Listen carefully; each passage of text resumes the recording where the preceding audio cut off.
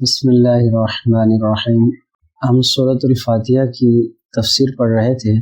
گزشتہ درس میں ہم نے ابتدائی تمہیدی بات پڑھی تھی۔ آج اللہ تبارک و تعالیٰ کی توفیق سے ہم سورۃ الفاتحہ کی سب سے پہلی آیت مبارکہ، یا آپ اسے آیت مبارکہ نمبر 2 بھی کہہ سکتے ہیں، اس کی تفسیر انشاءاللہ ثم انشاءاللہ پڑھیں گے۔ اعوذ باللہ من الشیطان الرجیم، بسم اللہ الرحمن الرحیم، الحمد للہ رب العالمین۔ سب تعریفیں اللہ تعالیٰ کے لیے ہیں جو تمام جہانوں کا پالنے والا ہے۔ جیسا کہ ہم نے پہلے درس میں عرض کیا تھا کہ سورۃ الفاتحہ اصل میں تو ایک دعا ہے، لیکن دعا کی ابتدا اس ہستی کی تعریف سے کی جا رہی ہے جس سے ہم دعا مانگنا چاہتے ہیں۔ یہ گویا اس امر کی تعلیم ہے کہ دعا جب مانگو تو مہذب طریقہ سے مانگو۔ یہ کوئی تہذیب نہیں ہے کہ منہ کھولتے ہی جھٹ اپنا مطلب پیش کر دیا۔ تہذیب کا تقاضا یہ ہے کہ جس سے دعا کر رہا ہے پہلے اس کی خوبی کا، اس کے احسانات کا، اس کے مرتبے کا اعتراف کر لے انسان۔ اب ہم اس آیت مبارکہ کی تفسیر سمجھتے ہیں۔ الحمدللہ کے معنی یہ ہے کہ سب تعریفیں اللہ ہی کے لیے ہیں، یعنی دنیا میں جہاں کہیں کسی چیز کی تعریف کی جاتی ہے تو وہ در حقیقت اللہ تعالیٰ ہی کی تعریف ہے، کیونکہ اس جہان رنگ و بو میں جہاں ہزاروں حسین مناظر، لاکھوں دلکش نظارے، کروڑوں نفع بخش چیزیں انسان کے دامن دل کو ہر وقت اپنی طرف کھینچتی رہتی ہیں اور اپنی تعریف پر مجبور کرتی ہیں، اگر ذرا نظر کو گہرا کیا جائے تو ان سب چیزوں کے پردے میں ایک ہی دست قدرت کار فرما نظر آتا ہے۔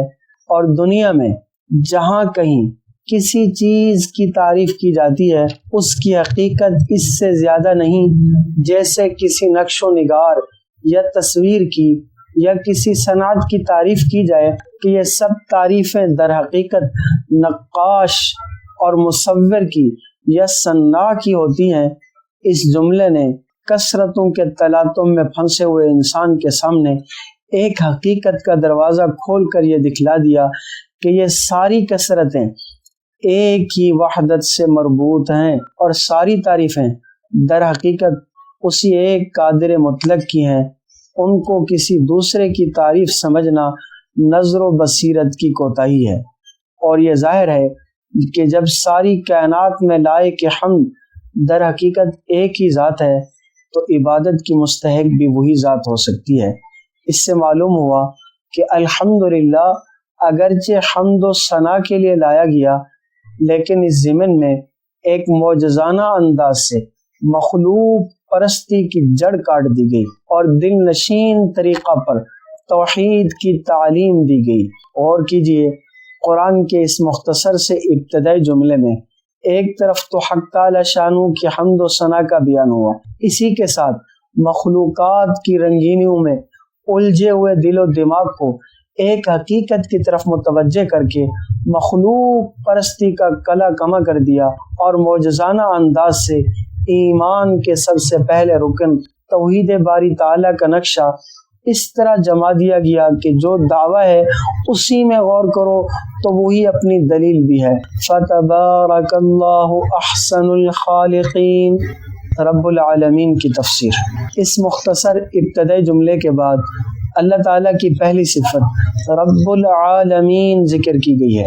لفظ رب کے معنی عربی لغت کے اعتبار سے تربیت اور پرورش کرنے والے کے ہیں، اور تربیت اس کو کہتے ہیں کہ کسی چیز کو اس کے تمام مصالح کی رعایت کرتے ہوئے درجہ بدرجہ آگے بڑھایا جائے یہاں تک کہ وہ کمال کو پہنچ جائے، یعنی ایک چیز کو اس کے مزاج کے مناسب روزی دی جائے۔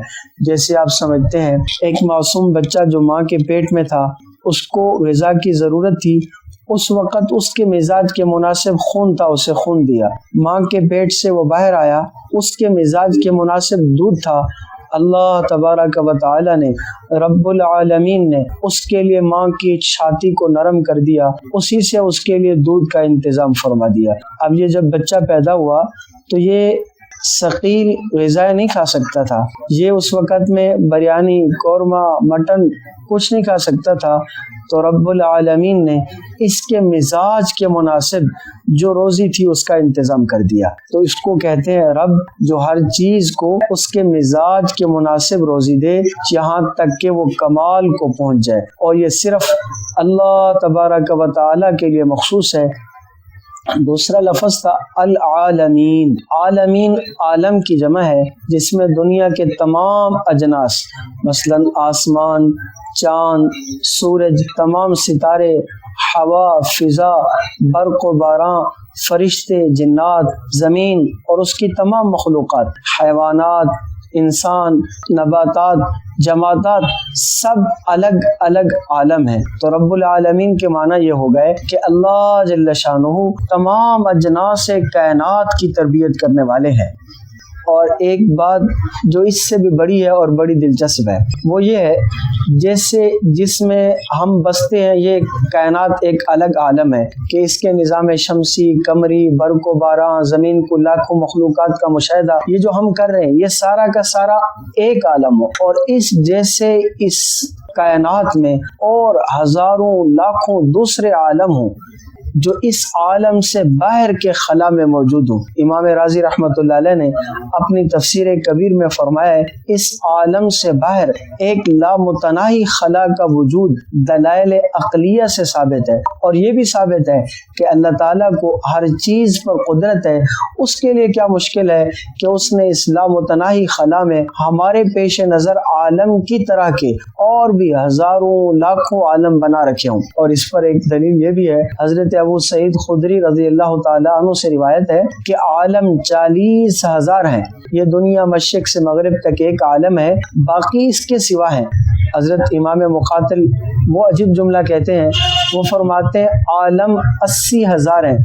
اگلی بات کہ یہ جو عالم ہے اس میں رہنے کا طریقہ الگ ہے، اس کی ضروریات الگ ہیں، اس کے علاوہ جو دوسرے عالم بنائے گئے ہیں ان سب کے لیے اپنی اپنی خصوصیات ہیں، اور وہاں کے حساب سے ان کے لیے رہائش کا بھی اپنا انتظام ہے۔ یہ آج ہم پہلی آیت مبارکہ الحمدللہ رب العالمین کے متعلق مختصر سی ایک بات پڑھی ہے۔ اللہ سے دعا ہے اللہ تبارک و تعالی اپنے قرآن کا صحیح فہم ہم سب کو نصیب فرما دے۔